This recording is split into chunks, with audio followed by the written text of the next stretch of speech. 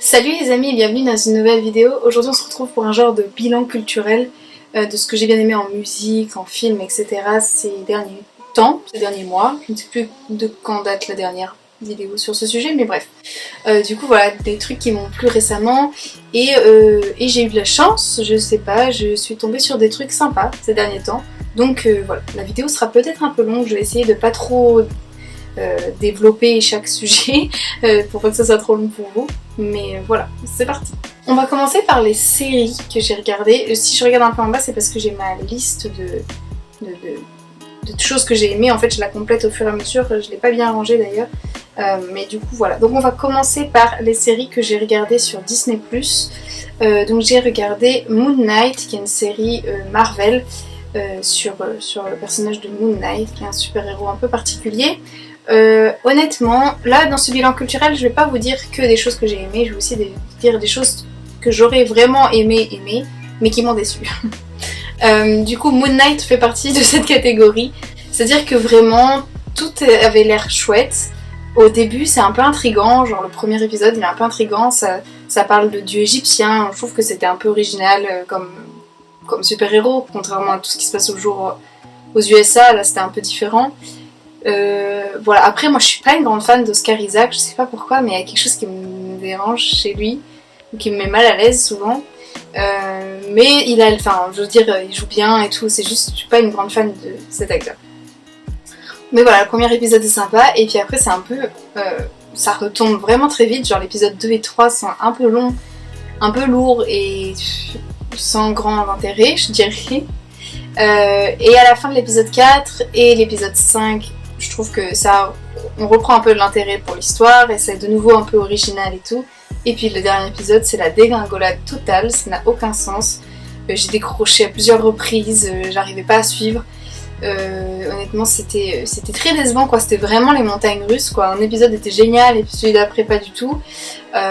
Du coup, voilà, franchement très déçue de cette série. Je trouve qu'elle est pas du tout au même niveau que, par exemple, Loki, qui était vraiment une très belle série Marvel, ou même celle avec Hawkeye, qui est une série plutôt familiale et tout, qui se passe à Noël et tout. Bah, elle était vachement mieux que cette série-là de Moon Knight, alors que pourtant, le sujet était plus original que par exemple celle de Hawkeye. Et malgré tout, ça n'arrive pas à tenir la route parce que même si la base de l'histoire elle est plus originale, en fait ça tient pas la route. Et puis il y a plein de choses qui sont très agaçantes, je trouve. Après, je l'ai regardé en VEF, mais la voix, il y a un dieu à un moment et la voix est très énervante. Et je sais pas comment dire, il y a plein de choses qui sont un peu ridicules, je trouve. Du coup voilà, je trouve que c'est une série un peu décevante. Dites-moi ce que vous en avez pensé si vous l'avez vue, mais voilà, un peu décevante. Toujours sur Disney+, autre salle, autre ambiance, j'ai regardé The Dropout, qui est une série qui retrace les faits réels sur le scandale Theranos. Donc si vous ne connaissez pas, c'est un scandale qui a éclaté aux États-Unis il y a quelques années maintenant, où en fait c'était une start-up qui avait promis de faire des examens de sang qui nécessiteraient seulement une goutte de sang au bout du doigt et qui vous permettrait d'avoir un examen hyper complet sur tout en fait. On pourrait tout checker juste avec une goutte de sang. Bien évidemment c'était faux, c'était du vent et c'était une grosse arnaque en fait qui a été construite petit à petit. Je pense qu'à la base ça partait d'une bonne intention, sauf que voilà, de fil en aiguille, les personnes qui étaient au pouvoir de ce truc étaient très avares et voulaient plus d'argent pour elles, quoi, en fait. Enfin, c'est vraiment qu'une question de fric, hein. Et du coup, voilà, je trouve que c'est hyper intéressant. C'est une série un peu dégoûtante dans le sens où, comme on sait ce qui s'est passé, je trouve que de voir les gens prendre des décisions qui sont vraiment inhumaines, c'est vraiment dégoûtant, quoi. Sur la nature humaine, c'est vraiment...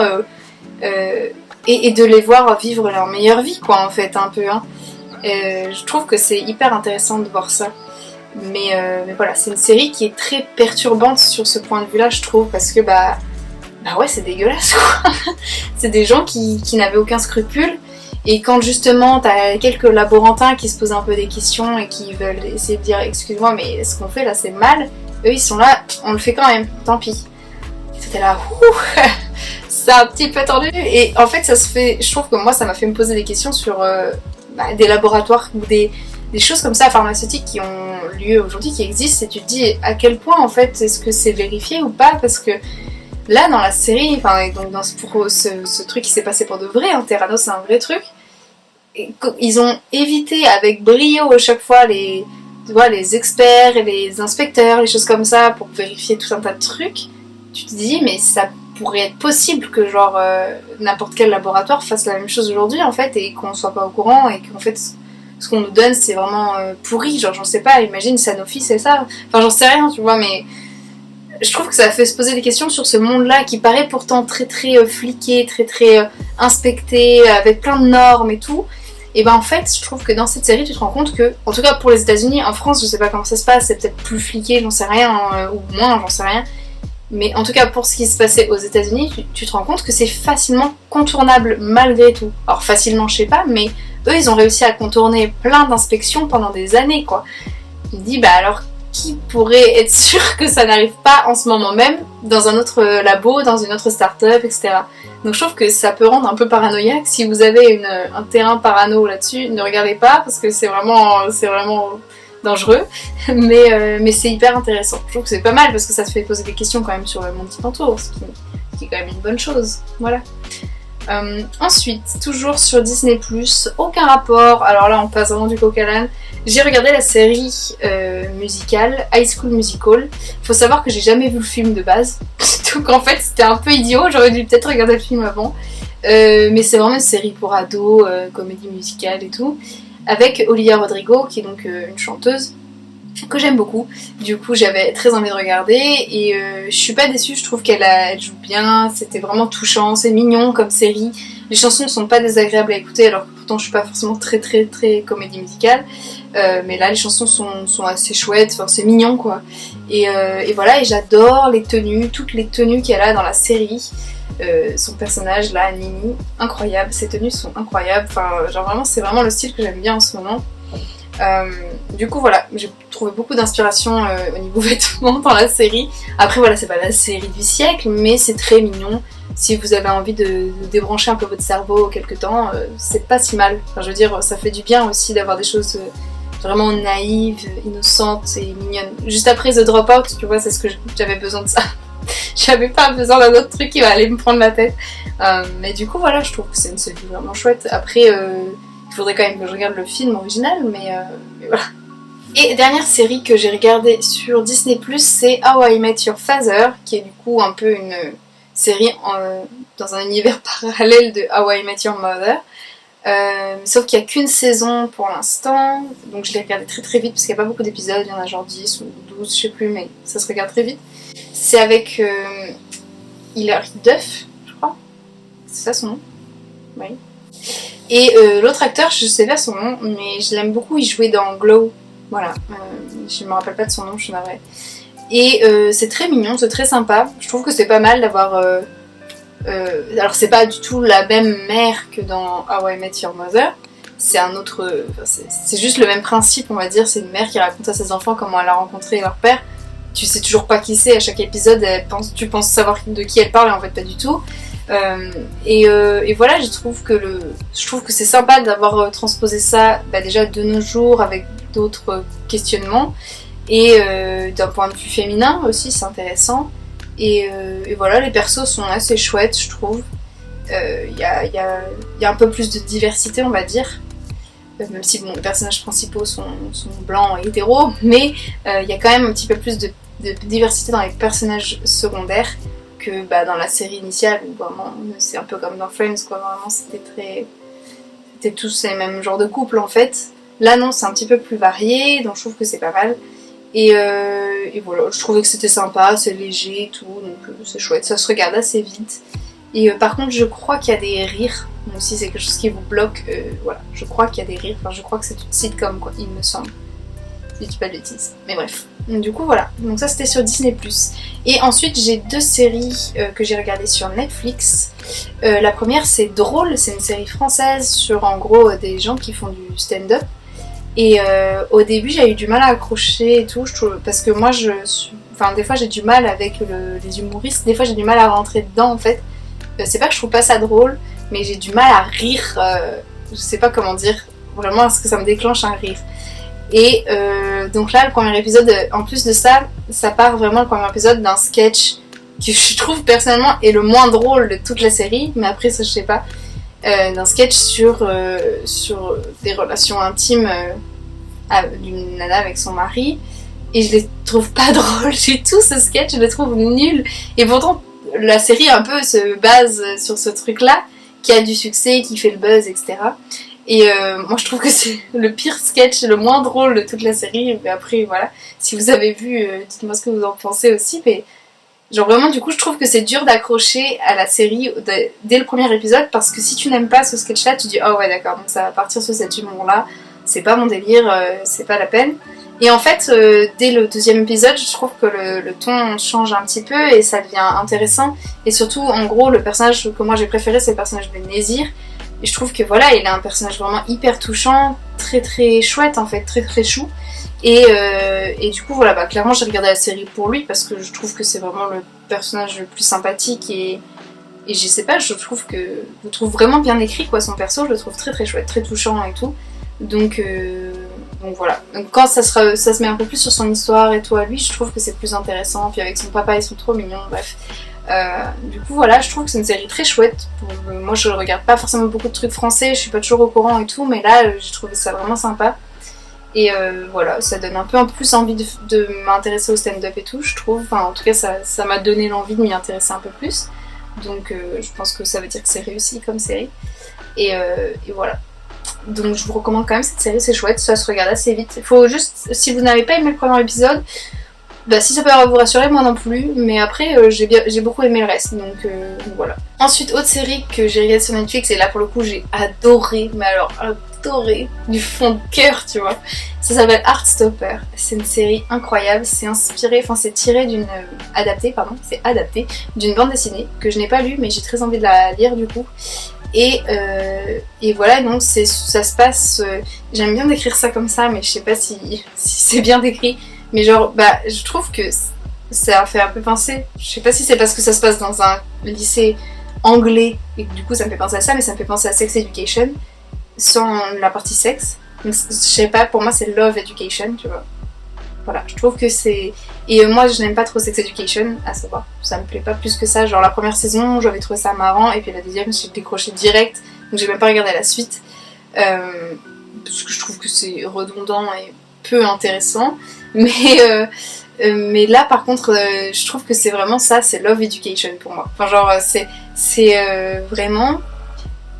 C'est très très beau, c'est un très beau film sur comment on découvre sa sexualité à cet âge-là, dans des familles où peut-être on n'en parlait pas, etc. Et voilà, donc ça parle de plein de types de relations, que ça soit LGBT ou hétéro, hein, mais surtout centré sur les personnages LGBT, ce qui est très chouette parce que du coup, quasi tous les personnages principaux sont LGBT. Du coup, je trouve que c'est bien, ça change un petit peu la balance, souvent dans les films c'est l'inverse. Là non, je trouve que c'est hyper bien parce que je pense que du coup, plein de gens se sentent beaucoup mieux représentés. Et j'ai l'impression, après voilà, je suis peut-être pas la mieux concernée pour en parler, mais je trouve que c'est un regard qui pour une fois n'est pas hyper stéréotypé ou j'en sais rien. J'ai l'impression que voilà, c'est un regard très doux sur ça. Et voilà, et j'ai trouvé l'histoire hyper touchante, les personnages sont adorables, bienveillants, mais en même temps c'est pas niais non plus. Donc j'ai trouvé ça vraiment intéressant que ça soit à la fois réaliste mais en même temps dans le bon sens, c'est-à-dire montrer aussi qu'il y a des comportements positifs et comment on peut agir pour être le plus bienveillant, tolérant, etc. Dans la vie. Et je trouve que c'est en ça que je trouve que c'est de l'éducation, parce que je trouve que voilà, ça montre vraiment ce qu'il faut faire en tant qu'allié ou personne de l'entourage de quelqu'un. Ben, je trouve que ça montre vraiment la marche à suivre en fait. C'est con hein, parce que pour plein de gens, enfin moi la première, hein, ça me paraît être logique en fait d'agir comme ça, mais je trouve que c'est très pédagogique sur ce point de vue là. Et voilà, j'ai trouvé ça vraiment très très bien. Comme je disais, c'est doux sans être niais, et ça je trouve que c'est vraiment une belle qualité quand on aborde ce genre de sujet, parce qu'on peut facilement tomber dans le monde des bisounours, tout le monde est gentil et tout, alors qu'on sait très bien que dans la vraie vie c'est pas ça. Et là je trouve que vraiment là c'est bien équilibré, tu vois très bien les différents comportements, pourquoi telle personne elle agit plus méchamment que d'autres, etc. Tu comprends un peu comment les humains en arrivent à là quoi en fait des fois. Et genre je trouve que c'est génial. Et du coup voilà, donc vraiment une série que j'ai adorée vraiment. Donc les films que j'ai vus récemment, il y en a 2 que j'ai regardés au cinéma. Donc le premier c'était Les Animaux Fantastiques. Je vais pas en parler très longtemps parce que j'étais un peu déçue. Je dirais que le premier c'est quand même le meilleur, le deuxième c'est le moins bon et le troisième il rattrape un peu le deuxième et c'est quand même pas tip top.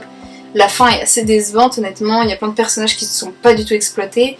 Voilà, je trouve que le film aurait pu être pire mais il aurait pu être vraiment mieux en fait, donc c'est un petit peu décevant de ce point de vue là. Après voilà, je n'ai pas grand chose d'autre à dire, c'était un peu décevant, mais il n'est pas mauvais non plus. En tout cas je l'ai préféré le 3 au 2. Voilà.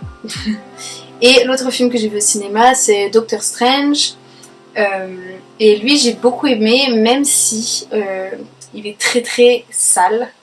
En fait ça a été fait par Sam Raimi qui est le réalisateur des tout premiers Spider-Man. Et en fait c'est un réalisateur qui je crois est plutôt spécialisé dans l'horreur d'habitude, hormis les films de super-héros. Et ça se sent là, je pense qu'ils m'ont laissé un peu carte blanche et du coup il est un peu dégoûtant. Genre dans les Spider-Man, je me souviens qu'il y avait souvent des femmes qui criaient un peu comme dans les films d'horreur, tu sais, des plans un peu... C'était genre des codes de films d'horreur mais sans vraiment des trucs dégoûtants, enfin à part quelques scènes, mais sans des trucs trop dégoûtants. Là, dans Doctor Strange, il y a vraiment des scènes qui te donnent un peu envie de vomir, en tout cas pour les gens qui sont un peu sensibles à tout ça. Voilà, il y a plusieurs fois où j'ai dû quand même un peu cacher mes yeux parce que c'était un petit peu trop pour moi. Mais en fait c'est dommage pour moi, en tout cas après je pense qu'il y a plein de gens ça doit pas les arrêter plus que ça, hein, mais moi ça peut me dégoûter très rapidement. Mais pourtant l'histoire elle est vraiment cool, j'aime beaucoup le personnage de la sorcière écarlate et je trouve qu'elle est bien amenée, tu comprends vraiment ses motivations. Je sais pas, je l'ai trouvé vraiment très très très très cool, je sais pas comment décrire autrement. Mais genre cette espèce de vengeance, il y a plein de références où elle est un peu couverte de sang, comme dans Carrie, etc. Et je trouvais que voilà, c'était un Marvel assez intéressant quoi, de ce point de vue-là. Bon voilà, moi j'aurais enlevé 2-3 trucs trop dégueux, mais je l'ai trouvé vraiment qui changeait la donne par rapport à d'autres Marvel, il est beaucoup moins lisse et tout. Et voilà, j'aime beaucoup l'histoire, je la trouve vraiment intéressante et tout. Il y a plein de choses qui sont chouettes dans l'histoire. Et voilà, je vous recommande vivement. C'est un Marvel très différent des autres. Donc voilà. Mais j'ai beaucoup aimé. Enfin, dernier film que j'ai vu, et là c'est plutôt un documentaire / clip vidéo, je sais pas comment décrire ça.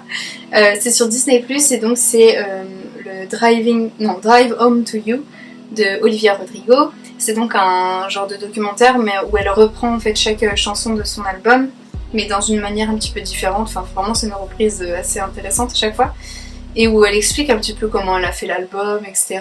T'as plein d'images d'elle en studio, enfin c'est hyper intéressant de voir ça et de voir un peu les coulisses de la création de l'album. J'ai trouvé ça très sympa, et encore une fois il y a plein de tenues qui m'ont trop inspirée, donc rien que pour les looks qu'elle a dedans c'est vraiment chouette. Du coup voilà, si vous aimez bien sa musique et tout, bah c'est un bon moment, c'est un bon truc à mettre en fond et tout, un petit documentaire très léger parce que c'est surtout de la musique en fait, il n'y a pas beaucoup de parties où c'est vraiment des interviews et tout. Donc je trouve que c'est très sympa. Moi je sais que j'ai fait ma valise, j'étais partie quelques jours, j'ai fait ma valise, j'ai mis en fond et voilà, c'était très très bien. Mais du coup voilà pour ce qui est des films, et ensuite je vais vous parler de musique. Du coup pour ce qui est de la musique, j'ai 3 trucs à vous citer. Le premier c'est Nova Twins, c'est un groupe américain je crois, que j'ai découvert grâce à ma copine Marion qui m'a emmenée au concert de Youngblood. Elle avait une place en trop donc j'y suis allée avec elle. Et donc Nova Twins, bon Youngblood c'est pareil, je connaissais pas trop et j'ai beaucoup aimé, mais j'ai vraiment flashé sur Nova Twins parce que je sais pas, mais genre ce qu'elle dégageait sur scène, j'étais vraiment subjuguée quoi, c'était incroyable comme expérience. Et du coup voilà, j'ai vraiment écouté les quelques morceaux qui sont dispo en boucle. Je crois que l'album sort le 12 ou le 17 juin, j'ai un doute. Donc là il n'y a pas encore tout qui est dispo, mais c'était vraiment très très très chouette. C'est très énervé, c'est très Rage Against the Machine je trouve, mais avec des voix de femmes, donc c'est cool. Et voilà, j'adore ce qu'elle transmettait comme énergie sur scène, c'était vraiment bien. Voilà, ils ont vraiment géré le concert quoi, parce que pour une première partie tout le monde était enflammé dans le public alors qu'on connaissait pas leurs chansons quoi, et c'était vraiment trop bien, très bonne ambiance, donc des bonnes musiciennes quoi, enfin je dis musicienne mais il y a aussi un batteur, des très bons musiciens, voilà, très chouette.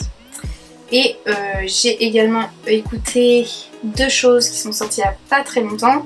La première c'est le dernier album de Beach House qui s'appelle Once Twice Melody je crois. C'est un album qui, contrairement au précédent de Beach House, est hyper long, genre il fait 1h40 ou quelque chose comme ça, donc c'est très long.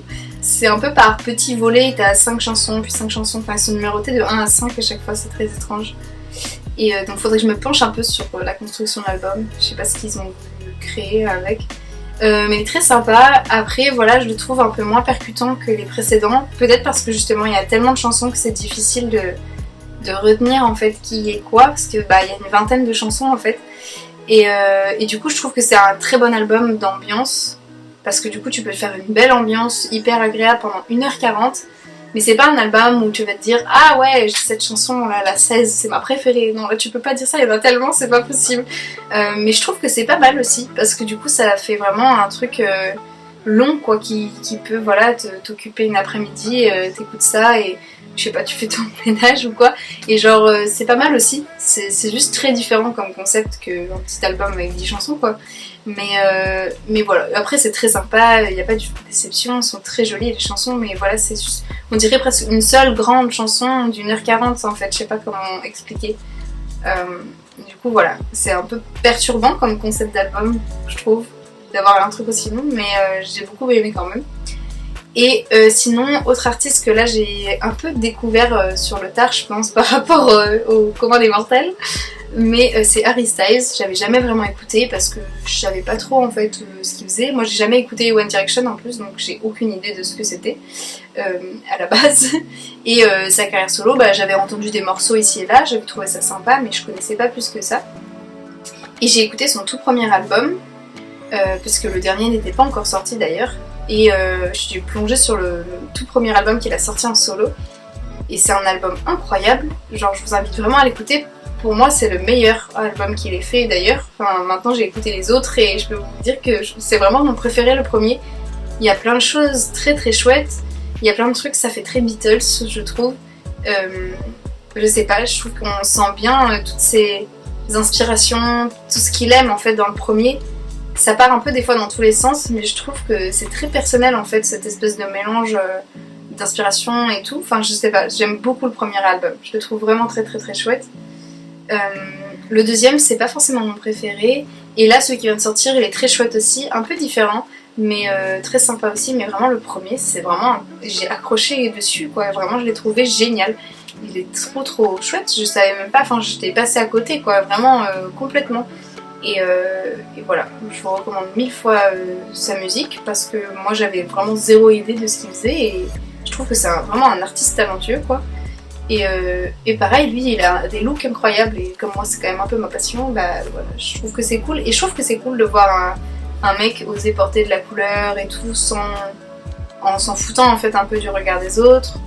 Du coup je trouve que c'est cool, je trouve qu'il est hyper inspirant aussi sur ça, il porte des gros colliers de perles, il porte des boas, des chemises avec des froufrous, des pulls avec des cœurs, tu vois, ben, je trouve ça génial.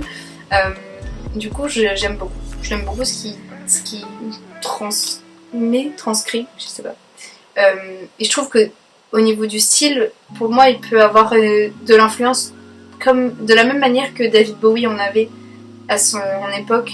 Je trouve que c'est ce genre de personnage qui te pousse à sortir un peu des sentiers battus, et je trouve que vraiment il a un look incroyable, et voilà, j'aime beaucoup ce qu'il dégage, je le trouve très inspirant. Ça a l'air d'être une personne sympa en plus, enfin je veux dire voilà, on dit pas non. Bon bah voilà, c'en est tout pour cette vidéo, j'espère que ce sera pas trop long, j'essaierai de couper un maximum au montage pour que ça ne soit pas trop ennuyeux pour vous. En tout cas voilà, j'aurai pas mal de petites choses à vous annoncer dans les prochaines vidéos. Je pense que je vais juste attendre quelques temps histoire que ma situation se stabilise, mais je vais vous annoncer des petites choses bientôt. J'ai très hâte de partager tout ça avec vous. Vous allez voir, ça va être vraiment chouette, je pense que vous allez être contents aussi. Du coup voilà, donc n'hésitez pas à vous abonner si ce n'était pas encore fait pour ne pas louper la suite des événements, n'est-ce pas? N'hésitez pas à mettre un petit pouce en l'air et à mettre en commentaire quels étaient vos favoris du moment, ce que vous avez bien aimé voir au cinéma et tout, ce que vous me conseillez en fait de voir aussi ou d'écouter. Voilà, j'aime bien avoir vos recommandations aussi, donc voilà. Et puis bah je vous dis à très bientôt dans la prochaine vidéo et prenez bien soin de vous. Et voilà, bye!